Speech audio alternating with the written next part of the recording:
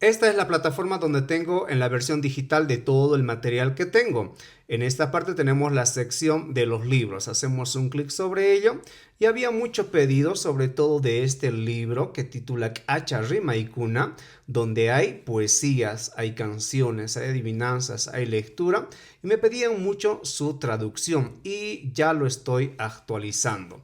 Aquí tenemos las poesías, en esta parte tenemos las adivinanzas, en esta parte las canciones y en esta parte las lecturas. Bueno, en el caso de lo que es de la poesía, hasta el día de mañana ya lo voy a tener todo, pero si ustedes entran de María Cristina Rojas, ya está. Y ahí tenemos.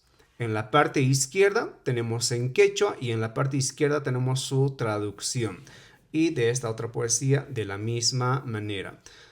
Aquí tenemos otra poesía de la Huminta, también ya está traducida, del zorro también, del hornero también, del Día de la Mamá también. En fin, tenemos entonces bastante poesías que está ya con su traducción.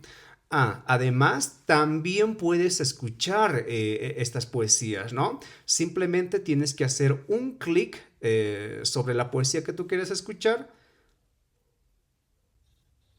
Huminta, miski mikunita. Hatun mamaymanta mamayman, mamaymantataq ñuqaman. Hinata huminta ruwayqa sonqomanta sonqoman purin. Yawaraylla ukhupi kawsayta yachachiwanchik. Ruwaypi yanapakuspa kuska. De esta manera puedes escuchar todas estas poesías y por supuesto de los otros autores también puedes escuchar todas las poesías que hay. También puedes escuchar las adivinanzas, también puedes escuchar todas las canciones que hay, también puedes escuchar todas las lecturas que hay. Entonces, en próximos días ya todo estará con su traducción. Ajinakaspaka yachakuskuna wahkutikama kachum tinkunakama.